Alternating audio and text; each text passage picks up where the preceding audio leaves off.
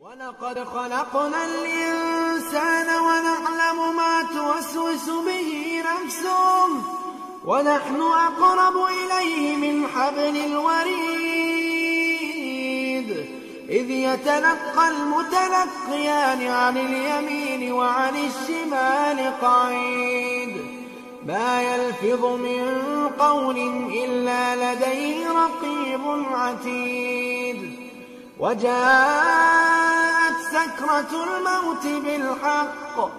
وجاءت سكرة الموت بالحق ذلك ما كنت منه تحيد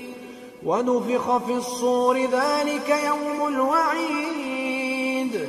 وجاءت كل نفس معها سائق وشهيد